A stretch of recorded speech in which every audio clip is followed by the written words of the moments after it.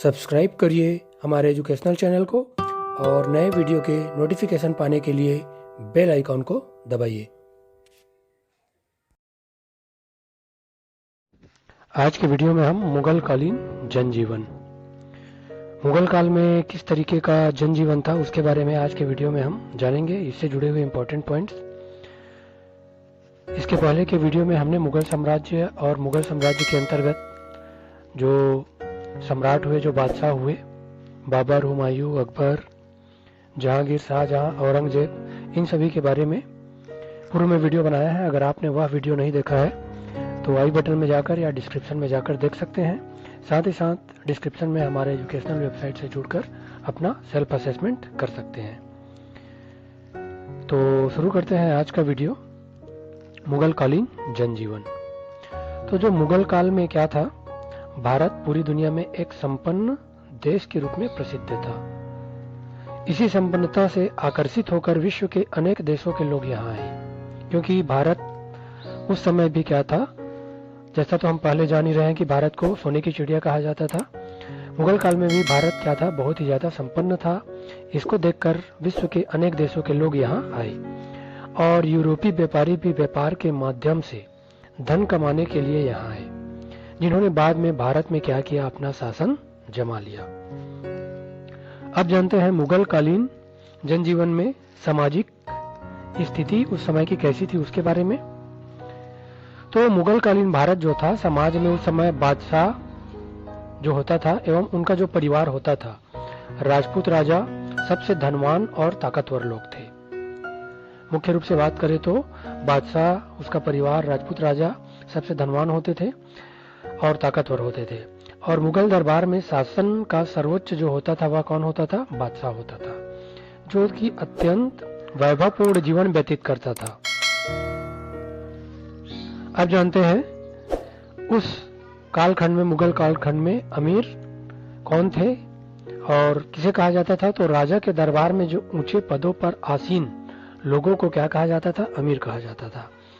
और ये मंत्री, सेनापति, प्रांतपति जैसे प्रमुख कामों को क्या करते थे, ये सब देखते थे और ये सभी काम ये करते थे। प्रांतपति जो है, गांव का लगान इकट्ठा करना, गांव में जागीर इनको क्या की जाता था, अपने जो काम होता था उनके बदले गांव की जागीर इन्हें, जो सेनापति प्रांतपति होते थे, उन्हें दिया जाता था। साथ ही साथ गांव में प्राप्त जो लगान होता था, गांव से जो लगान मिलता था, उनका अधिकांश भाग इन्हीं को क्या करता था, मिलता था।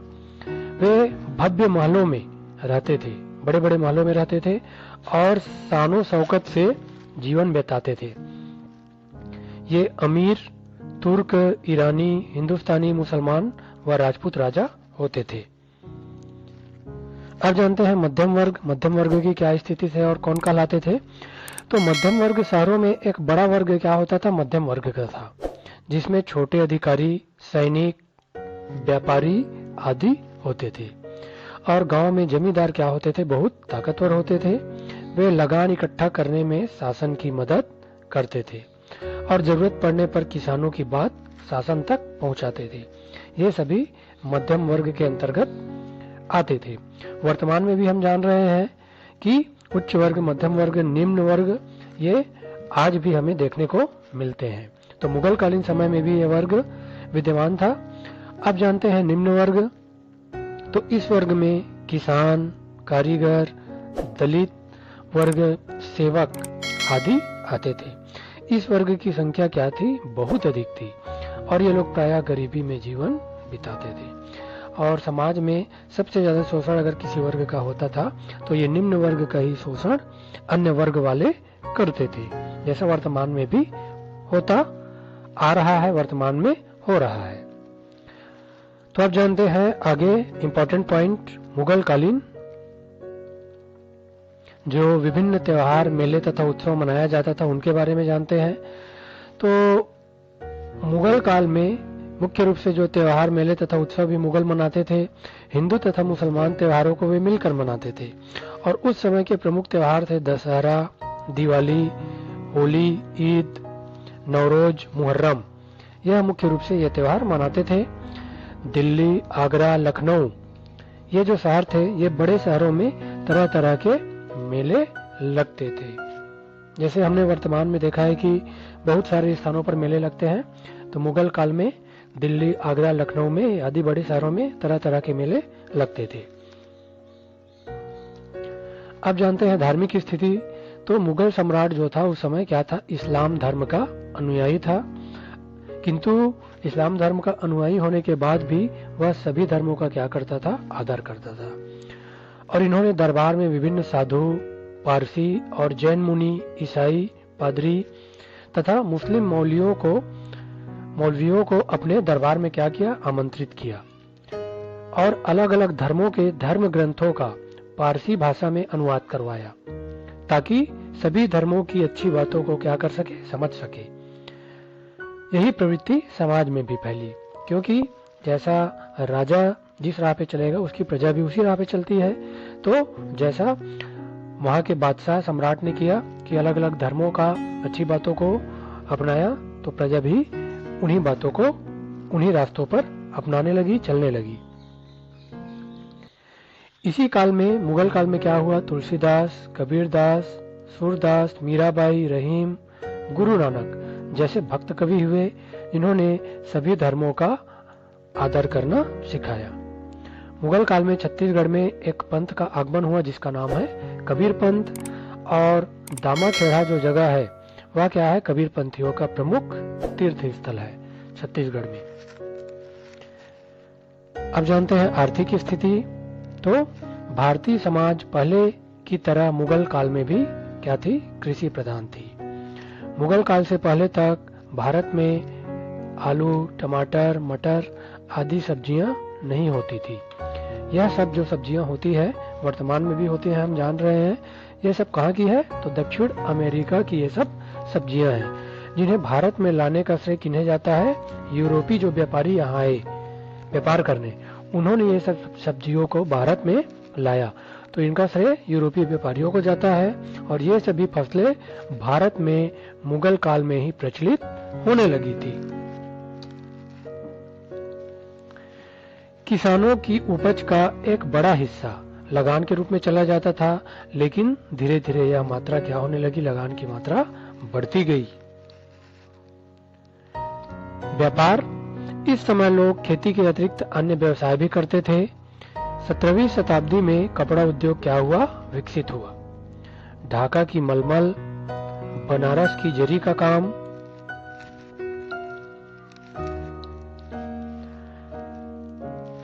बंगाल, बिहार और गुजरात के सूती वस्त्र, कश्मीर के ऊनी कपड़े, यह सभी क्या हुए, पूरे विश्व में प्रसिद्ध हुए, या विश्व में पूरे प्रसिद्ध थे।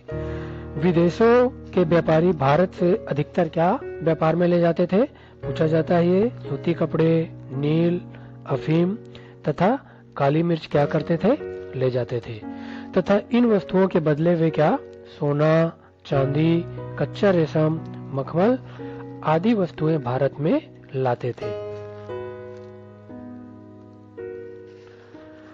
16वीं और 17वीं शताब्दी में पुर्तगाल, इंग्लैंड तथा फ्रांस के व्यापारी क्या हुए, भारत आए, और यूरोप के देशों के भी ये सभी व्यापारी क्या हुए, समुद्र मार्ग से भारत आ रहे थे।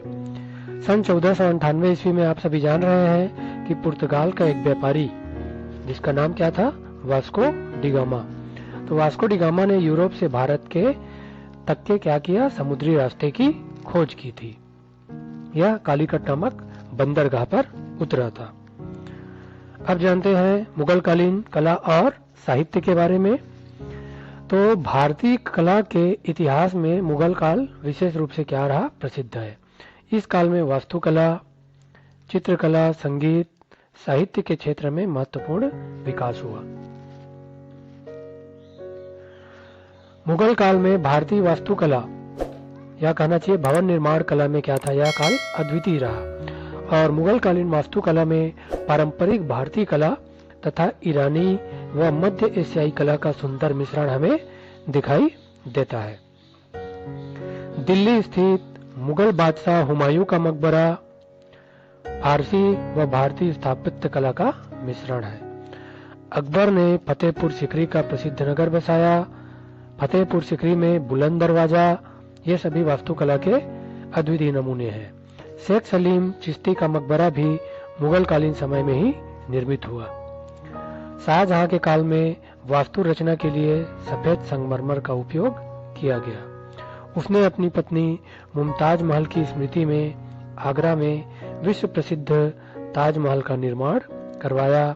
यह भव्य होने के साथ साथ क्या है, अत्यंत सुंदर भी है।